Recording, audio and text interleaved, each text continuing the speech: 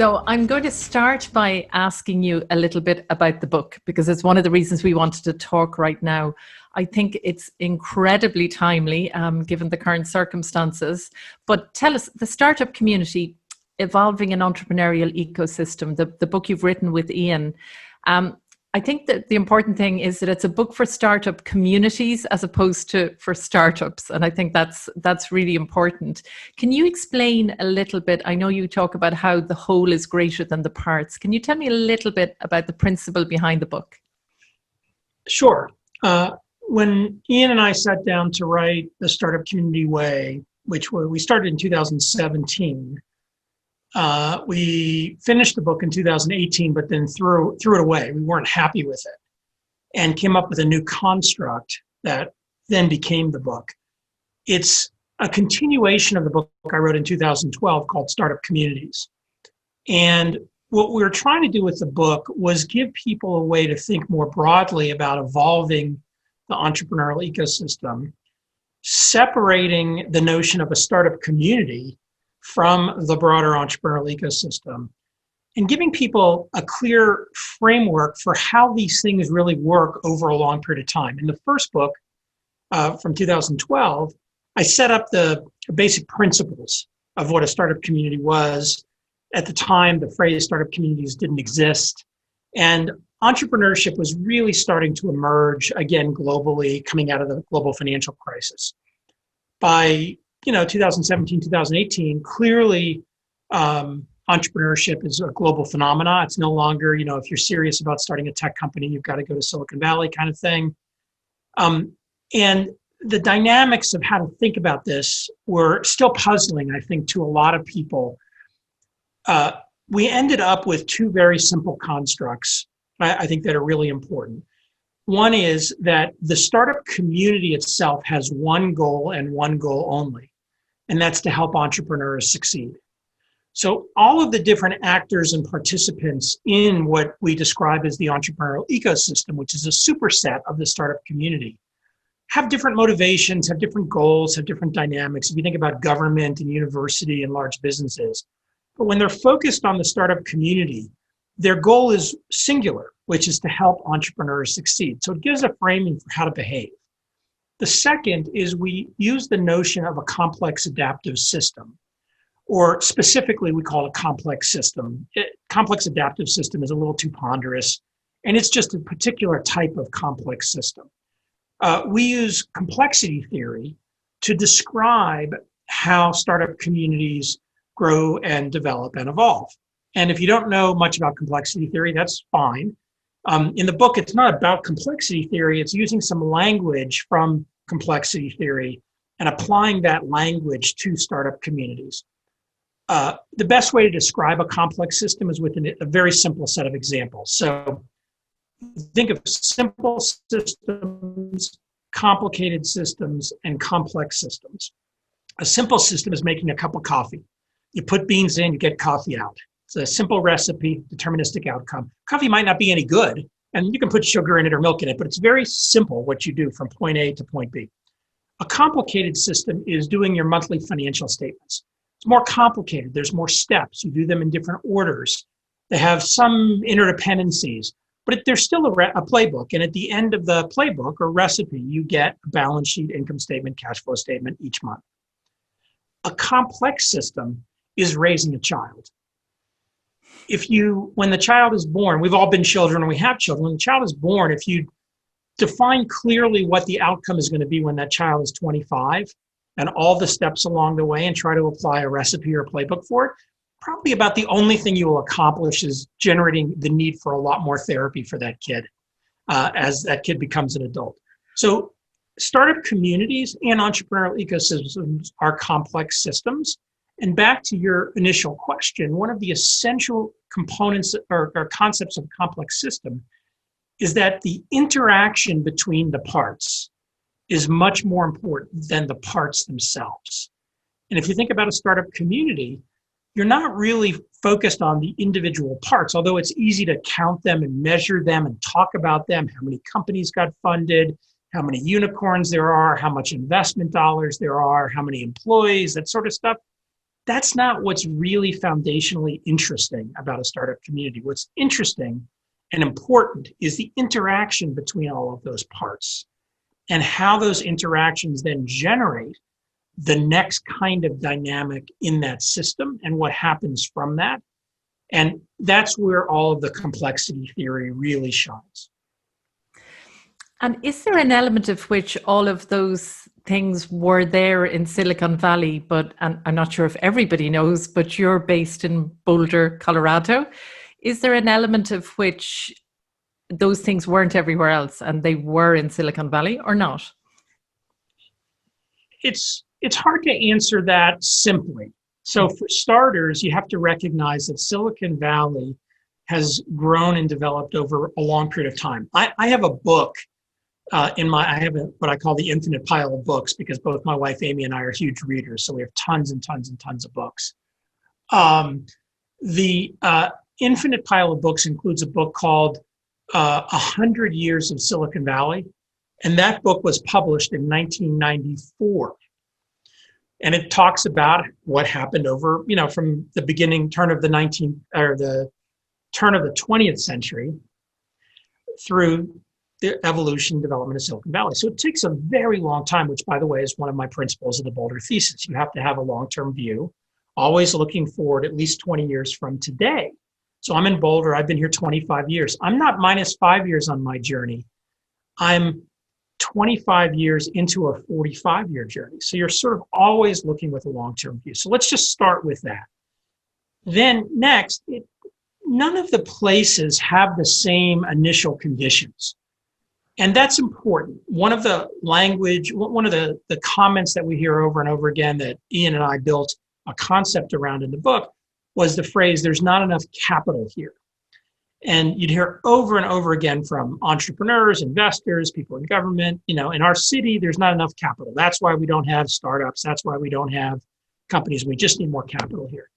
And the mistake is that we eventually realized that people were referring to capital in a very singular way. They just meant money. There's not enough money here. And really, money and financial capital are the same, but there are many other types of capital. There's intellectual capital, human capital, natural resources capital, network capital, social capital. So we defined in the book this construct called the 7 capitals, of which financial capital is just one of them. And we talk about the other 6 capitals. And in any place on planet Earth, you are likely going to be in a position where you have meaningful amounts of one of those 7 capitals, and probably meaningful amounts of 2 or 3 of those 7 capitals. And the interesting thing about a complex system is that they evolve. So what you do is you put energy into the capital that you have, and that attracts the capitals that you don't have. And this evolves as generative over time.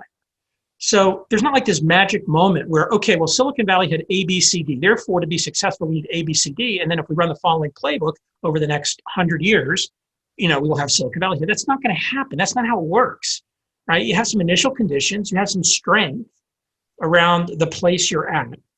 By the way, people choose different places for various reasons. And one of the powerful constructs that I learned from John Hickenlooper, who was governor of Colorado, was also an entrepreneur, was governor of Colorado for 8 years, was a great governor and a really successful entrepreneur. He was one of the founders, effectively, of the microbrewery industry.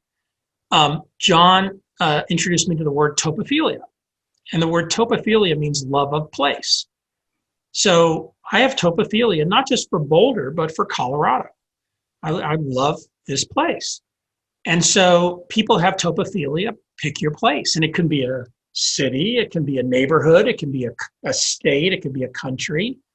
And that then becomes the motive force for people building and spending time building in that place versus going to some other place. And that's part of that cycle as well. If you can figure out why people love the place they're in, which generally is not that hard to do, that's another part of the capital base that you're starting from versus we need A, B, C, and D to get started. I love it.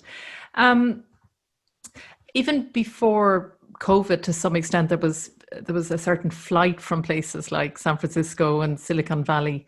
Are you seeing an acceleration of that in the US? Are you seeing greater interest in creating startup communities throughout the United States and maybe moving away from those obvious places?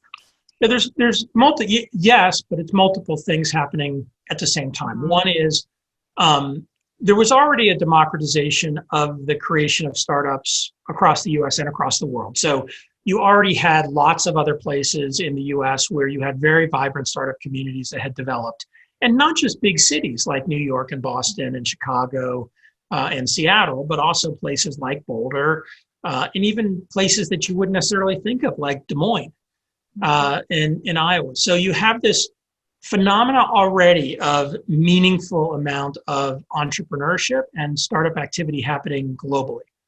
Second, um, we had this reurbanization and sort of move to cities that really started in the 1980s and 1990s. Richard Florida, who is somebody I've learned a lot from, wrote a book called The Creative Class in 1992, and was really the beginning of the motion and the movement of reurbanization, people moving back to big cities becoming things that were really exciting and healthy and vibrant and interesting. And this pre-COVID, you were already starting to have this phenomenon where the cost of living in big cities in the US and the inequity dynamics of big cities from an economic perspective and a social perspective were accelerating in the last few years. And technology was enabling much more distributed work. So you had a lot of companies starting to be much more distributed, where they had multiple offices, or remote, where they had remote workers or people who work from home, which was a phenomenon that existed prior to reurbanization as I think, a cost-cutting measure for a lot of big corporations. It didn't really stick because it wasn't that compelling in terms of how it was implemented. But for startups, what happened was a lot of founders, especially a lot of founders, realized that they didn't have to have the cost structure of having all their employees in one place, or they came from a company that had acquired companies that had other locations, and they realized, oh wow, I used to work at Twitter, and yeah, I worked at Twitter in San Francisco, but Twitter bought a company in Boulder called GNIP, and now they've got a couple of hundred people in Boulder working that are really integral to a bunch of stuff happening at Twitter. Boulder's kind of cool. I like Colorado. I like skiing. I've been to the Boulder office a few times. I've met some people. Why am I in the Bay Area versus, Boulder? Or what? Maybe I like to ski. Maybe I'll be in the mountains now. So you had these phenomena already starting to happen. And then you had some pretty successful tech companies. And the two that are best known in the US probably are WordPress or Automatic and GitLab, that were fully remote. 1,000 plus employees in each company that were just distributed. The companies didn't have an office. So the phenomena was starting. In January of 2020, if you had said to anyone, hey, by the summer of 2020, almost everybody who works in an office will be working from home. And all companies that have people working in offices, everybody will be working at home. The person would have said, you're crazy. You're out of your mind. That won't work. You won't be able to sell anything. You won't be able to do investments. You won't be able to hire people. You won't be able to manage anything. Forget about all that stuff. The technology infrastructure won't work. And, here we are in October of 2020. And guess what? Wrong. Like, we're able to be a fully distributed society. Now, some people like this and some people don't. So it's not that we're a fully distributed society and that's the way we will be forevermore. However, I think companies are very aggressively realizing a couple of things. One is they can dramatically lower their cost structure by eliminating the amount of office space they have. They can change, especially startups as they're growing, the phenomena of co-working space and space to congregate versus long-term office structure infrastructure, which has always been a struggle for startups because they either have too much space or too little space, you're paying too much money, or you just outgrew your space and you need more. Like, it's a constant struggle when you're between 3 people and 1,000 people. Why struggle with it? And you can start to change that dynamic. Second, the ability to get much broader reach of talent And people in lots of different places, once you start to set up a remote or distributed infrastructure, goes up. There's an enormous number of people in lots of places that have, for them personally, much better cost structures and standard of living, much shorter commute time, closer to family or where they grew up or a place that's interesting.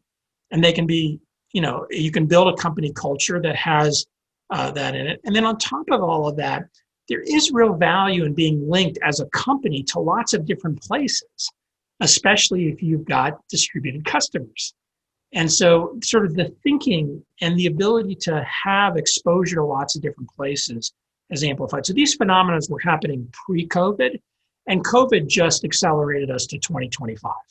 Like it went from a hypothesis that was sort of moving slowly to this is done, and we're not going to go back to where we were in January of 2020. And where we go from here is very dependent on what the cultures of the companies want to do and the leaders of those companies and what their cultural norms are and how they embrace it. And we have a lot of direct investments at Foundry Group. And of course, Techstars has 20 or 30 times the number of investments that we have. We're seeing lots of different leaders have lots of different frames of reference, but almost everyone is looking very hard at embracing a future that has a much better cost structure because they're not dragging around a centralized office and forcing everybody to relocate to a singular place. Would it be fair to say you've worked in a distributed way forever, really? I mean, you're in this game for a long, long time, and you were through the boom and bust of the the early tech bubble, etc. How are you finding it now through the Foundry, the companies that are in your portfolio? Are they struggling through this pandemic, or are they getting through it okay? Or does it depend on the sector? How is the mental health of the entrepreneurs that you're dealing with? I know it's something you've often been very spoken openly about. Thank goodness somebody is doing it. Yeah, a lot of questions in that. First, I just want to touch on the comments you made that I've been working in distributed fashion for a long time, which is true. I moved to Boulder with my wife, Amy Batchelor, in 1995 from Boston. We moved here because after I sold my first company when I was 28, I told Amy we'd be out of Boston by the time we were 30. I grew up in Dallas. She grew up in Alaska. So Boston was great to us, but it wasn't home. And about 2 months before I turned 30, she told me she was moving to Boulder and I could come with her. And we were married at the time, so she had a pretty strong hand to play. So we moved to Boulder. We knew one person, and he moved away 6 months later. So we didn't move to Boulder for work. We just moved to Boulder for a place to live. And that created a deeply held belief of mine, which is you choose where you want to live and then you build your life around it. And as part of that, for about 20 years, maybe even a little bit longer, I traveled 75% of the time.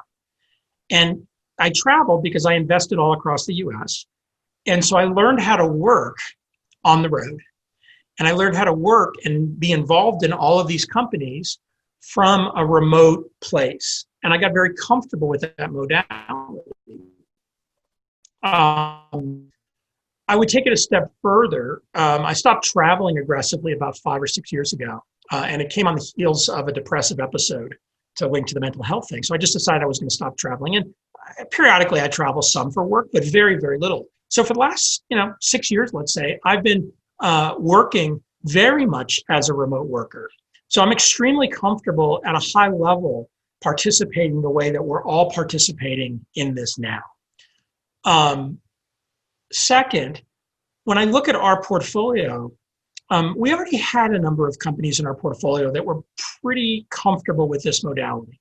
We had some that weren't at all, but we had some that were and that had multiple offices. We have a few companies that are fully distributed, several larger ones that are fully distributed that were pre-COVID. So I would say our portfolio, there was a month of incredible disorientation in the US, mid-March to maybe mid to end of April. It's very scary, very disorienting. It was a huge amplification in the crisis. And I think, business kind of ground to a halt as everybody tried to figure out how to just deal with things. We've had lots of challenges in the US around COVID, and I think most people around the world recognize. Some people in the US are in total denial about our challenges with it, but that's life. But when I think about the companies, we had very early, by the end of April, and I think most VCs, most venture capital firms did this, we had three categories of companies. Companies that were benefiting from COVID, companies that were really harmed by COVID, really impacted them, and companies that was too early to tell. So red, yellow, green. The red companies, the ones that were really impacted by COVID, for example, would be a company that depended on people either going to an office or traveling. I mean, those companies, their business went to zero for a period of time. What we found at the other end of the spectrum, if you're a telemedicine company or a video conferencing company or anything to do with distributed work, and then a bunch of other things. We have a company called Molecule that makes air filtration devices that can destroy viruses, not just filter, but destroy. So, a company like that has huge tailwinds from a moment like this. In that phenomena, the really interesting thing that happened was the companies that were red took very aggressive actions on their cost structures. Their businesses, in all cases, have come back very strong, even though we're still in a COVID world, because people are moving around more, or people are doing the things that kind of got shut down more, or they've repositioned some of their activities. So they're in a more effective mode in this world, but their cost structures are lower. So their businesses are much better. It's hard, and it was pretty emotionally painful. But the result is those businesses are doing quite well. The green companies, many of them are doing great, and some of them are unexpected. I'll give an example of an unexpected. We have a company called Havenly that is an online marketplace for interior designers. So if you want to do something with an interior designer and spruce up your home or spruce up a room in your house, or you're an interior designer that's looking for clients, it's a marketplace that matches those. And all online, and you execute the whole process online. Company was doing well pre-COVID, had a couple of weeks that were pretty scary, like, kind of everything shut down. And then all of a sudden, after 3 or 4 weeks, the business just started to pick up. And, it was a little counterintuitive, but, the CEO said, well, the reason our business is picking up is people are sitting around their houses and they're like, I need to fix this room. I need to turn this room into an office. I'm sick of this carpet. It's been years since we fixed our kitchen and we're not going on a vacation this year. So let's clean up, like whatever. And their business has just taken off like a rocket. And it's continued because now people are like, what? I don't need to go to a furniture store. I can't. I don't want to go to a furniture store. I can go online. I can do all this without going to a furniture store. And you know what? I don't have to drag my partner to a furniture store. We don't have to go through all this nonsense. We can sit online together and pick some stuff out and figure it out and design, right? So we're seeing this very aggressive shift. I love telemedicine as an example, and I'll describe why I see this shift. Telemedicine in the US made 10 years of progress in a month. The technology existed, the software existed. The problem was all of the incumbent infrastructure. So the incumbent infrastructure was the healthcare system, but it wasn't just the insurance companies. It wasn't just the hospitals. It wasn't just the doctors. It wasn't just the software providers that were woven into all those systems. It was everybody, including, by the way, the behavior of the patients. And all of a sudden, if you're a patient, the worst place in the world you want to go, unless you have COVID, is the hospital. You don't want to go to a hospital unless you have COVID. And because for a period of time, doctors' offices were closed down, you couldn't go to your doctor's office.